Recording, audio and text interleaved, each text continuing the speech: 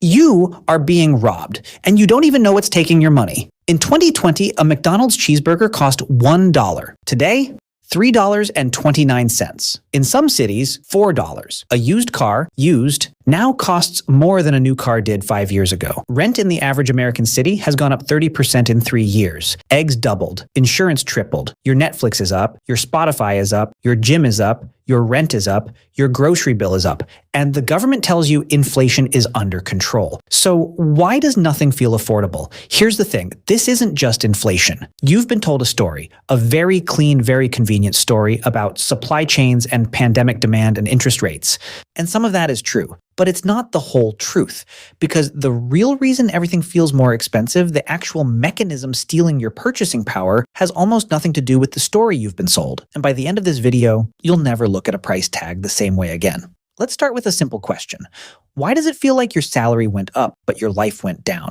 The average American household income has risen every decade. We are technically making more money than ever, but homeownership is at a 30-year low. Savings rates have collapsed. Credit card debt is at an all-time high, over $1.1 trillion. 1 in 4 Americans can't cover a $400 emergency expense. So what's happening? Economists will give you the textbook answer: too much money chasing too few goods. Supply chain disruption, energy prices, labor shortages, all of that contributed. But here's what they don't say in the textbook. There are 3 invisible forces working against your wallet simultaneously that have been engineered, not accidental, and once you see them, you can't unsee them. Force number 1 isn't what you think inflation is. Force number 2 is something so embedded in modern capitalism that dismantling it would require rewriting corporate law. And force number 3, the government helped build it. Let's go. Here's the story most people believe. COVID happened. Factories shut down. Shipping got disrupted. People got stimulus checks. Suddenly there's more money and fewer things to buy. Basic supply and demand, prices go up. Then Russia invades Ukraine. Oil spikes. Everything that moves on a truck costs more. Food costs more. And the Federal Reserve, the central bank of the United States, decides to hike interest rates aggressively.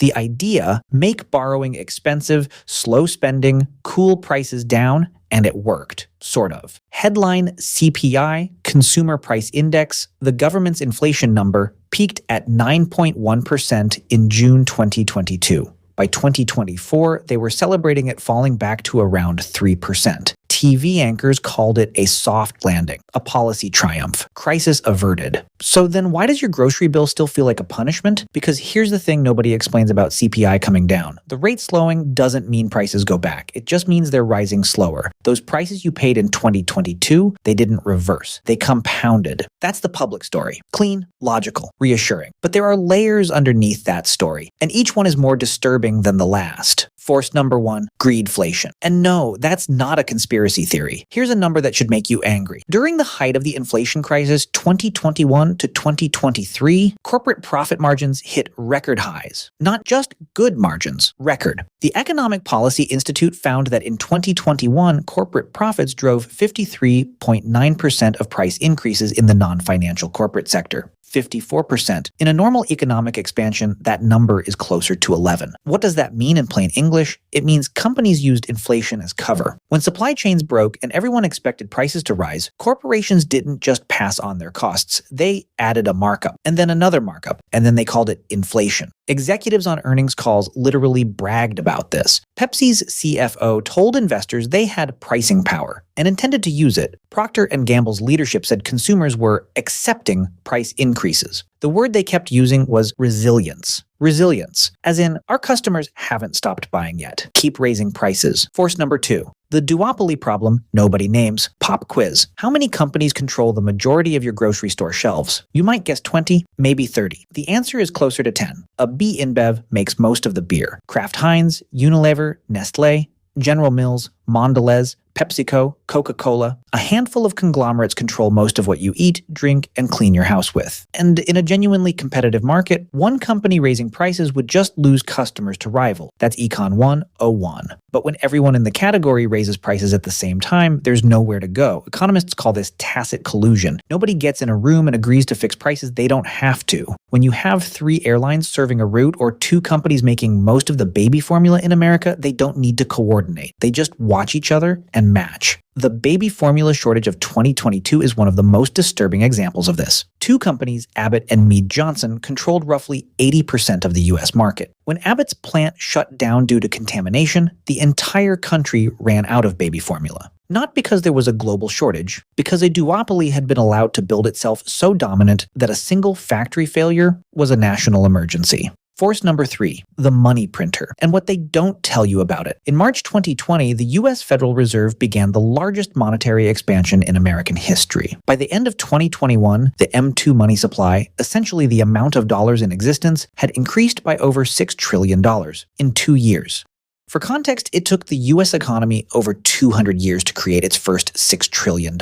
And here's the part they buried. The Fed didn't just print money for Main Street. The stimulus checks you got, that was maybe $3,200 per person across 2 rounds, give or take. But banks and financial institutions got access to trillions in near-zero interest loans. The Fed bought mortgage-backed securities. It kept rates at 0, meaning anyone with access to capital could borrow almost for free and invest it anywhere. Asset prices exploded. Stocks doubled. Real estate went vertical. The rich got richer at the fastest pace in modern history. And then, when all that money started filtering into consumer goods and rents, the Fed hiked rates to fight inflation, raising the cost of borrowing for you. The people who benefited most from cheap money were protected. The people who needed cheap money most were hit with the bill, the good. Let's be fair. Some of what happened was genuinely unavoidable. Pandemic-era supply chain disruptions were real. Shipping container shortages were real. The semiconductor shortage that rippled through every manufactured product, from cars to washing machines to laptops, was real. And some government intervention prevented a depression-level collapse. The stimulus kept millions of households solvent. The PPP loans kept small businesses alive. The Fed's intervention in March 2020, when markets were in freefall, probably prevented a financial contagion worse than 2008. The bad, the policy lasted too long. By late 2020, supply chains were already healing. Vaccines were on the way. The economic data was recovering. But the stimulus kept flowing.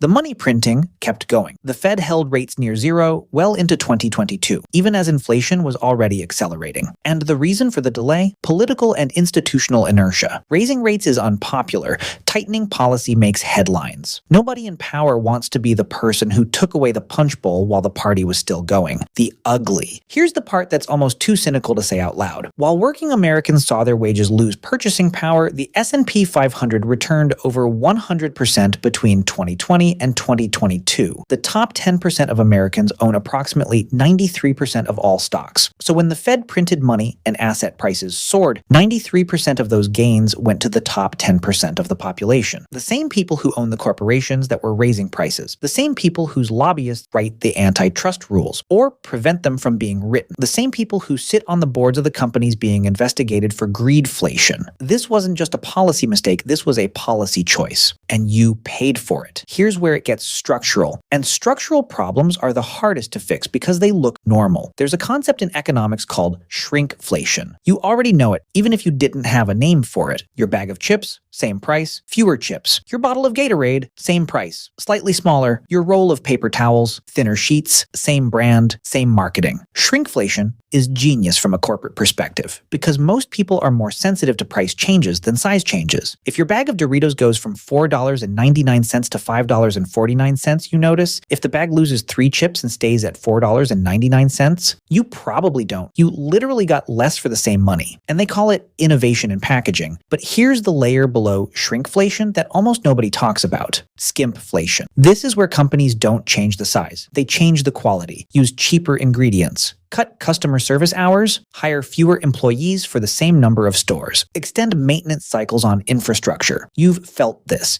You've called customer service and waited 47 minutes. You've noticed your airline meal has gone from mediocre to barely there. You've felt the quality of fast food decline, same price, different quality of beef, less sauce, fewer employees per shift. The product says the same. The price stays the same or goes up. What's actually being delivered to you? Quietly, invisibly, less. And Wall Street loves it because the incentive structure of public companies demands one thing above all else: quarterly earnings growth, not long-term product quality, not customer satisfaction, not whether your employees can afford their rent. Earnings this quarter versus earnings last quarter. And the fastest way to improve margin in an inflationary environment isn't to pass savings on to the consumer. It's to quietly degrade your product while keeping the price high. Because your investor base, the people who will push your stock up or down, are not comparing comparing your product to 5 years ago. They're looking at the income statement. This is the invisible tax, the one with no line item, the one you can't point to, and it compounds year after year until the thing you're buying barely resembles what it used to be. Here's the thing though, the real story isn't the companies. The companies are just companies. They're doing what companies do, optimizing for profit within the rules they're given. The real story is who writes the rules. The Federal Reserve is an independent institution, but it was created by Congress, staffed by people who rotate through Wall Street before and after their government service. This isn't a conspiracy. It's a structural reality with a name, the revolving door. The Antitrust Division of the Department of Justice is supposed to police corporate concentration. In 2023, the total budget of the FTC, the Federal Trade Commission, responsible for consumer protection and competition across the entire U.S. economy, was approximately $430 million. Walmart alone made $648 billion in revenue that same year. This is like policing a city with a budget smaller than a single corner store's annual sales. And here's the most uncomfortable truth of all. We did this, not you specifically, but we as a society made decisions over decades that produced this outcome. We decided that shareholder value was the only metric that mattered for corporations, a doctrine pioneered by economist Milton Friedman in 1970 and embedded into every business school, every boardroom, every analyst model. We decided that antitrust enforcement was outdated, that the market would self-correct, that mergers were efficient, that consolidation was progress. We decided that housing was an investment, not a human right, and then watched Wall Street buy up single-family homes by the tens of thousands, turning neighborhoods into rent extraction machines. We built a system that is extraordinarily efficient at transferring wealth upward, and then we expressed shock when it did exactly that. So what do you do with all of this? I'm not going to stand here and tell you to buy gold, or vote for a certain party, or move to a lower cost of living country. Those are individual solutions to a structural problem. And the dangerous thing about individual solutions is they let structural problems keep existing. The thing that should actually disturb you isn't the price of eggs. It's that the number, the CPI, the official inflation rate, was designed in the 1980s and has been modified multiple times to make headline inflation look smaller than it actually is. Methodology changes that excluded housing costs at their peak. That substituted cheaper goods when expensive ones got too pricey. That adjusted for quality improvements in products. The system measuring the problem was redesigned by the people the problem benefits. And if the number you're using to judge the problem is wrong, you'll never correctly diagnose the problem. And if you can't diagnose it, you can't fix it. There's a line from Keynes, the economist, that I keep coming back to. By a continuing process of inflation, governments can confiscate, secretly and unobserved, an important part of the wealth of their citizens. He wrote that in 1919. The year after the last great pandemic, some things compound, and the scariest ones do it so slowly, you only notice the damage after it's already done. The cheeseburger was $1. Now it's $4. And somewhere in a boardroom, in a Federal Reserve meeting, in a congressional hearing, someone is explaining why that's actually fine. The question is whether you believe them. If this video made you think differently about something, share it with someone who needs to hear it.